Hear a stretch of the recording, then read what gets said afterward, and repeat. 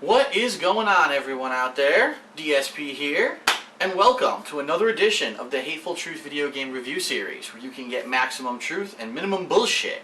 And today we're going to talk about a game that was a departure from me, meaning this was a series of games that has existed for quite a long time, and actually there were previous installments of this game which had been released during my YouTube career, and I kind of said, I'm going to pass. Whether it was there's something else going on at the time, maybe I was just busy with so many other releases, or travel. In particular, last year actually was travel, was the reason why I skipped it.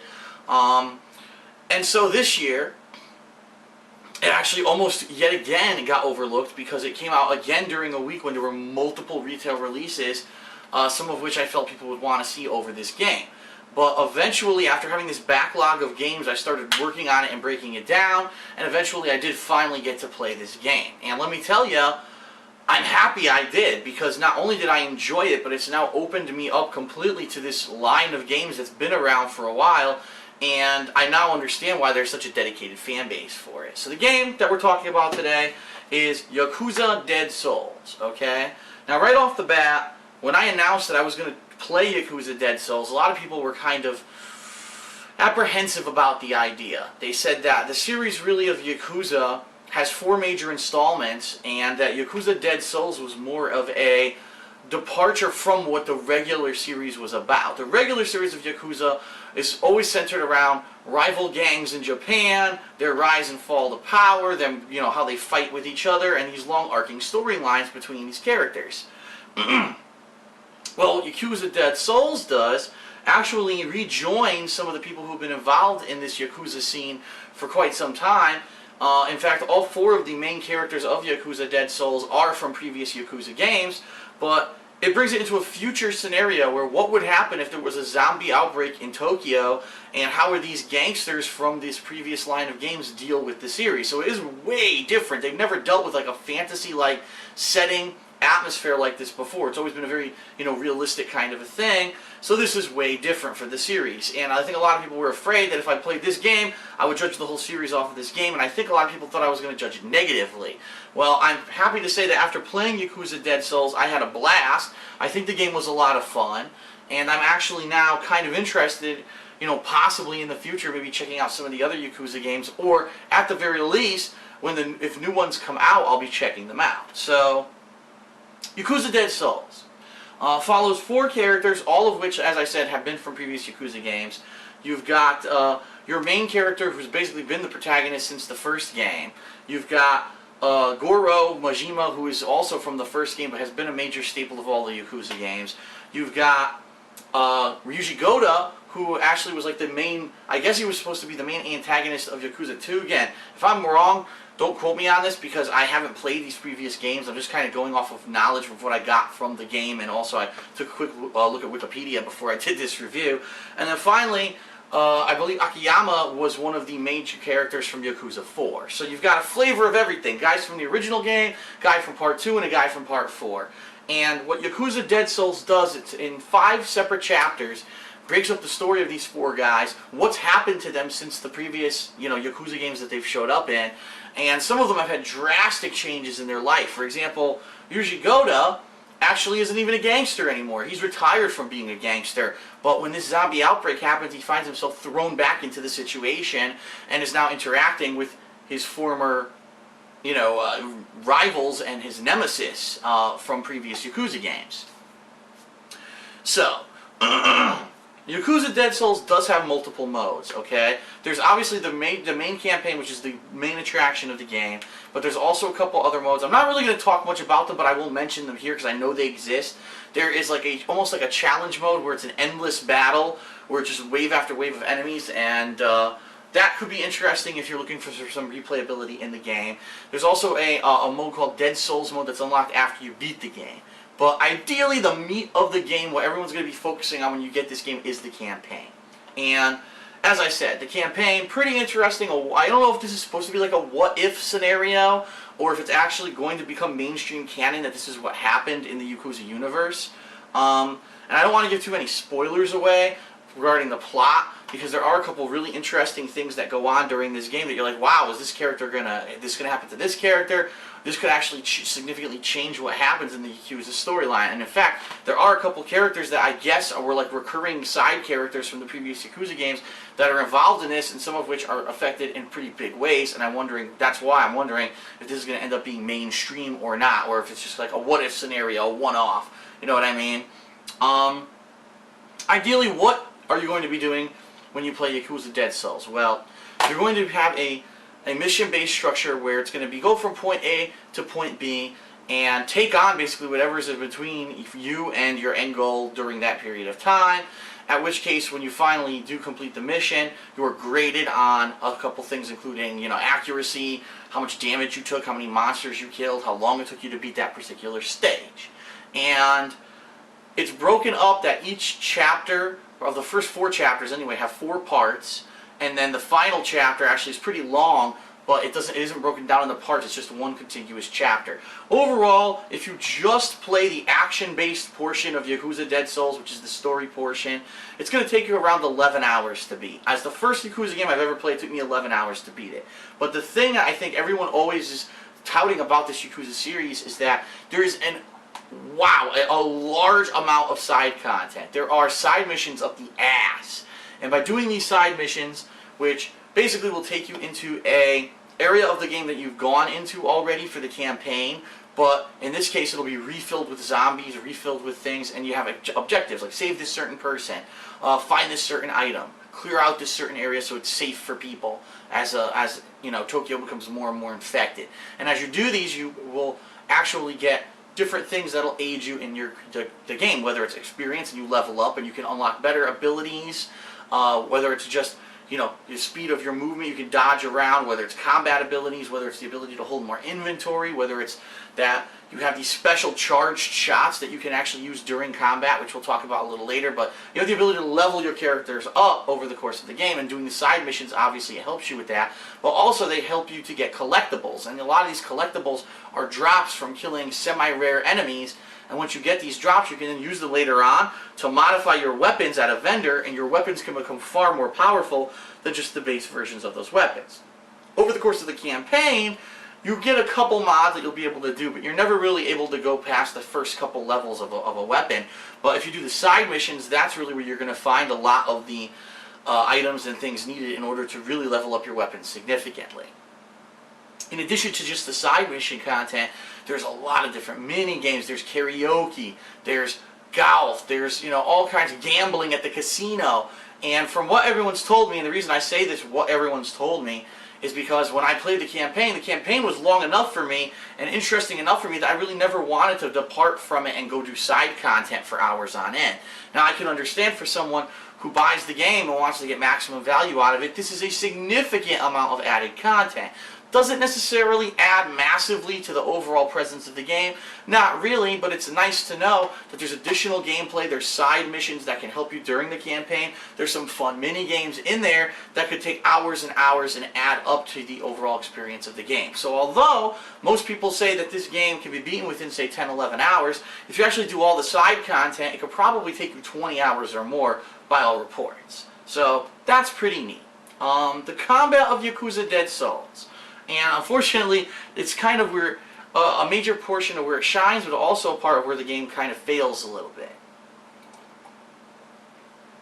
When I say that, I mean, the game really is unique. It's not like a standard third-person shooter where, okay, this button does this button does this. It kind of goes its own way. And from what I'm to understand, the entire Yakuza series has been like this. It's used this unique control scheme, and it definitely has its pros and cons, okay? So the way the controls work is you've got your typical shoot button, okay, but you really don't have a look down the sights button per se, like a lot of these games have. What you do have is a button that will center the camera behind your character and allows your character to strafe around the screen, basically always facing forward and shooting at whatever enemies are nearby, okay? So really, even though you're using the same buttons as in like a standard third-person shooter, oh, I'm looking down the sights and I'm firing, it actually it controls far differently. And if you watch the gameplay, you'll start to understand that it's not a typical third-person shooter. You're supposed to be able to control the camera with right thumbstick. However, what I found is that in a lot of situations, especially narrow areas, the camera can be your worst enemy. So, for example, you're fighting a horde of zombies in front of you, but you're in a narrow corridor. All of a sudden, one of the zombies knocks you down. The camera will rotate around. Now you can't see anything. You can't tell if you're up, if you're down. You're trying to get off the ground, and the camera's stuck in the wall, and it really gets frustrating. Now, most of the time, if there's enough space, if you just press that button to center the camera behind you, it'll solve that problem. But there are some really frustrating parts of the game where, alright, I'm ready, where's the enemy? And you press it to center the camera, and all of a sudden the camera rotates to behind you. There's not even an enemy behind you. The game just thinks, well, let's look behind you for some reason. And it is really frustrating in a lot of some of the boss fights when, okay, where did he go? I know he's there, and you press it, and the camera's just spinning, and you're like, I can't fucking really get my bearings of what's going on. And then all of a sudden, you'll get control back in a second. But it's that 1 or 2 frustrating seconds of trying to get control of the camera that can really be a detriment in this game, okay? Another thing, there is a zoom button, by the way, but the zoom button doesn't work like other third-person shooters. In other third-person shooters, you press it, and your guy looks down the sights of his barrel and is able to get a more accurate shot. In this game, when you press the zoom button, a target reticule appears on the screen. And what you can then do is, while holding down that button, you can use your left thumbstick to move that around the screen and get accurate shots. The problem being, you can't move when you're looking down the sights like that. So even though you're able to get more accurate shots, you can aim at specific areas of the body, which is actually really necessary to fight certain enemies, and we'll talk about that in a minute. It's frustrating as hell because you can't move. And so if the enemy's coming at you and they're close to you, or if you're trying to aim at something and an enemy attacks you, that's it, you're screwed. You've lost your shot, and now you have to fight off whatever's going on and then completely start from scratch trying to get your shot back again. I can see the pros and the cons of this. The pros are, it actually does give you really accurate shots. And there are lots of enemies in this game that have weak points. For example, right off the bat, really early in the game, there's a big lumbering one that kind of looks exactly like a tank from Left 4 Dead. And we're going to talk about how there's a lot of similarities in the enemies of this game and other games. But looks like a tank from Left 4 Dead. You have to shoot him in the face, and his face is very small. So it's the only place you can actually hurt him to shoot him. So you have to aim precisely with your reticule to try to get it on his head.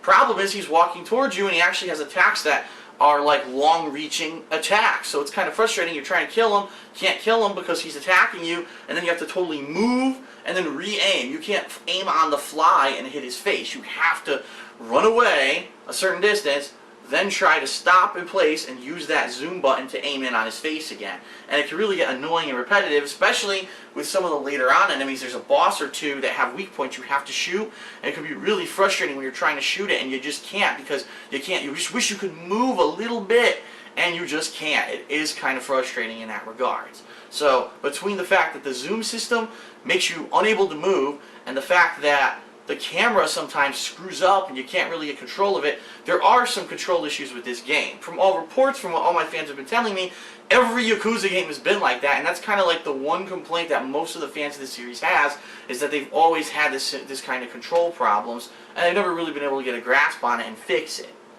That being said, the combat of this game is a lot of fun, and primarily what you're going to be doing in this game is killing zombies. As the zombie threat spreads throughout Tokyo and the plot advances, you're going to be going into newer areas. Some areas that used to be safe are now going to be taken over by zombies, and you're going to have to kill zombies.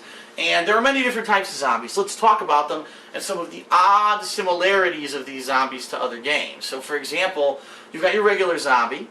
That's just very slow and can come at you. And if you just hold down that button that centers the camera behind you, and then you hold down your fire button, most of the time your guy will automatically just go crazy with whatever weapon he has, blowing all those zombies away pretty easily. And sometimes, once you get the ability by leveling up, you can actually unlock an ability where you get auto headshots all the time. As the zombies get closer, it's easier to get an auto headshot, which is an instant kill.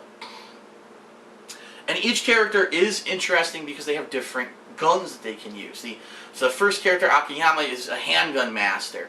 The next character, Goro, is the master of the shotgun, and the shotgun is pretty cool because even though it's maybe not as accurate as some of the other weapons, and it doesn't have as much range, it's very damaging and it can kill a bunch of zombies at once if they're running at you.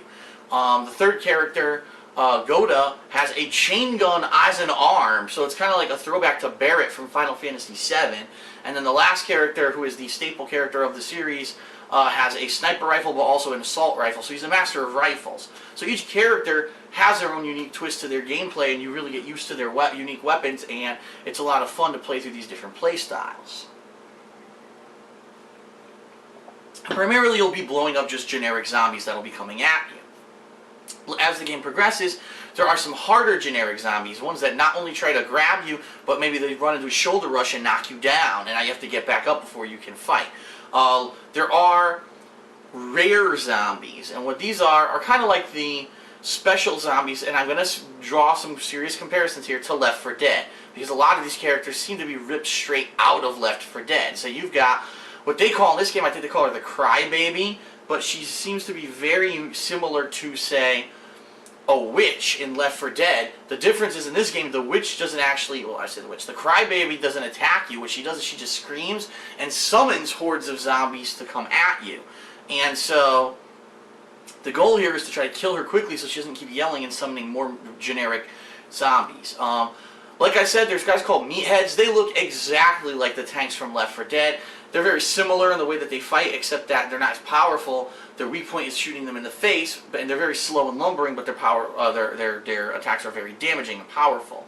There are some flying enemies that look like kind of like insects, and they just spit projectiles at you. There are guys that have, it's really weird, these guys, they've got headphones on. I think they're called aggros, okay? And they don't even attack you. You can just completely ignore them. But if you shoot them, all of a sudden they get super angry and they'll start running doing ninja kicks on you and melee attacks. And what you really have to do is overwhelm them with bullets, so when they're trying to attack you, they can't. They get stunned or staggered by the attacks. So there are some unique characters in the game, but there are some that really look straight like rips from other zombie games. There's an enemy in this game that looks exactly like the Licker from Resident Evil and actually kind of acts like the Licker as well. And you will draw lots of parallels between some of the enemies in this game and other games. I think at this point, though, it's fine. It's not like, you know, it actually fits into the game. It makes it kind of feel a little bit familiar. And I think it actually, even though it is somewhat of a rip-off in some of the characters, I think that they do diversify them enough with, you know, a change here and a change there, like I explained with the Crybaby, how it's different from the Witch, that I think it's suffice to say, it's not like they were completely ripping someone off. They were just taking general ideas and kind of tweaking them for their own game. So you're going to be fighting waves and waves of zombies. You're going to be fighting these special zombies, like I said, the rare ones that have special abilities and life bars. And then you're going to have boss battles. There are several boss battles over the course of the game, some of which are kind of typical, some of which are pretty epic in scale. Huge giant bosses, I mean, agile bosses that fly around, they have a weak point that you have to try to shoot.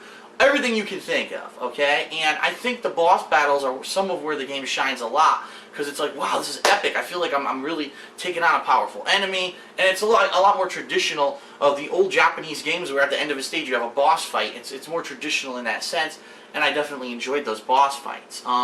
The graphics are really good, and the music is outstanding, okay? First of all, the graphics, the whole game, to me, looked like a cutscene. You know what I mean? Like a lot of these games, the gameplay doesn't hold up to the quality of the pre-rendered cutscenes. I think the pre-rendered cutscenes in the gameplay look just as good in this game.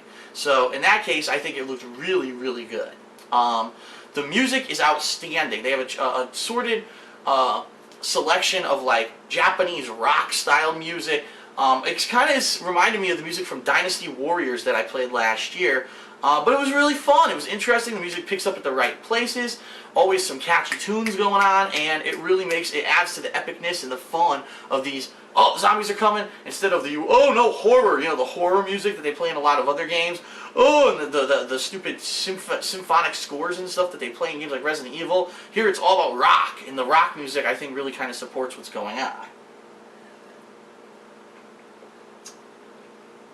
Okay, so really what happens in Yakuza Dead Souls, it examines the 4 characters that I mentioned and how they're affected by this zombie outbreak. Some of them are indirectly affected, where there's some comic relief. For example, Akayama, who is a loan shark, his main involvement in the story is to try to get medicine for his sick assistant, because obviously she can't go out when a zombie outbreak and get it. She has a bad fever, so he has to go to a doctor to try to get her medicine. It's his misadventures during the course of trying to do this. Other characters are directly affected, such as the main character, and I keep forgetting his name. Forgive me for 1 second. I wish I had it on the game, but I actually have it up here on the screen. He's the main character of all of these games. Kazuma Kiryu. Okay, Kazuma. That was the name I couldn't remember.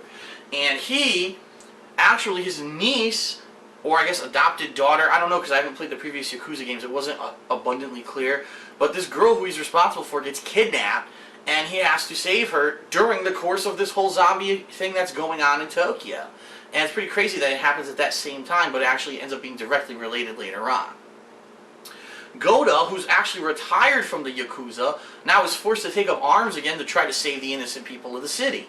And Goro just kind of gets involved because he's Goro. He's a crazy asshole. He loves killing things. He loves zombie movies. And for him, this zombie outbreak is actually a good thing because he gets to go kill thousands of zombies, and it was like his fantasy to do that. And he does have some involvement with a Yakuza storyline, you know, where there is some gang involvement, but for the most part, he's just there to blow shit up, okay? And it's just the way that these characters interact with each other. They end up sometimes actually teaming up, in which case you'll have someone called a partner, who is a AI-controlled character who you're responsible for taking care of, meaning make sure that when they're getting attacked that you free them because they have a life bar. Make sure that when they're low on life they use a first aid kit, which they have a couple of when they're with you. When they die, you have items that can revive them. And I don't know, like the partners to me really don't do that much. They kind of are kind of stupid. Like for example, at one point Goda is actually your partner, and when he is, he's dumb as fuck. Like he has a chain gun on his arm, he could just go and mow down all the enemies. Instead he just shoots twice and he'll put the gun down and walk around. You're like, what are you doing, dude? I remember at one point I was getting gang fucked by zombies, and he turned around and started looking in the hallway, which was empty. I'm like, dude, what are you doing? Like, the AI could have been a little bit better there, but it's cool to feel like there's someone with you. And that being said, I'm a little confused as to why the game has no co-op capability. This would be the kind of game that I would think, gee, if they had online co-op with a friend, two people could tear this game apart. It would be awesome, but they don't have it. It's purely a single-player game, which did confuse me a little bit that they kind of dropped the ball there. But what I can see is that maybe there is potential in later Yakuza games for them to do some kind of co-op, okay? So overall, what did I think about the game? Being that it's my first Yakuza game, I really enjoyed the fact that the story was in-depth, that all of these characters had very unique personalities that ended up being very likable by the end of the game. And the way that their stories kind of intertwined and went around each other during the course of the game was a lot of fun.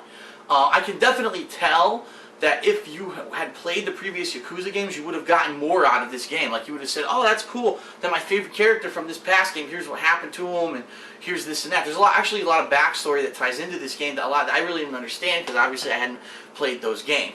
Now, I'm not saying that you need to play those games to enjoy this one, because as I said, I did not play them, and I thoroughly enjoyed this game. I never really felt lost or confused, and I think this game is a great jumping on point for the series. That being said, I think a lot of people might disagree with me. They're saying that, well, this game is a departure from the series. It's not, the fact that you're killing thousands of zombies, this isn't what the rest of the series is like. Those were completely different, and so maybe this is kind of misleading if you think this is what the series is like. But I can kind of get the gist. Instead of zombies, you're probably just fighting gangsters who have guns, so you have to run around and take cover and do stuff like that. In this case, it's just more just straight up blowing the fuck out of legions of zombies, okay? So, I enjoyed it, and for what it is, I think it's a really good game. I think that it's another one of these games, unfortunately, because of its timing of when it came out, it's going to go under the radar for a lot of people, and they're going to miss out on a game that not only is a minimum 11 hours of gameplay, but potential to have up to 20 hours for your 60 bucks. Interesting storyline, great music, great graphics. I do have one complaint with the graphics. Sometimes when the room really filled up, and I'm talking like when you had like 70 zombies on the screen at once, it would slow down and the frame rate, it wasn't that the frame rate would go slow down, but the game would actually start to slow down and play in slow motion. And that was a little frustrating that the graphical engine couldn't handle everything that it was trying to push. That being said, every kind of monster in the game is extremely detailed and looks great. It's never one of those, oh, the textures aren't loading, or that one generic enemy looks like shit. They all look really good. They even have glowing eye effects and stuff, so really well done there. So for me, I really liked the game. Again, great graphics, great music. The gameplay is good. Not outstanding, but pretty good. Characters are unique and interesting. The plot's interesting. Bang for your buck. Big epic boss battles. Really fun. If you like zombie survival, you will like Yakuza Dead Souls. And if you're a fan of Yakuza games, you'll like Yakuza Dead Souls. However, there was always a however, the camera, honestly, the camera issues are just kind of unforgivable in this day and age. That the camera will swing around and you'll face the wrong direction. You'll pull out a grenade launcher. Here we go. I gotta fight this big enemy, and you'll go to aim, and the guy will turn this way and shoot at the wall. And you're like, wow, how is the camera that bad and the aiming system that weird? So in that regards, that's definitely a detriment. The fact that you can't really look down the barrel of your gun, but instead you're aiming this target reticule, and I guess that's just their way that they wanted to do aiming in this series of games. That's kind of frustrating.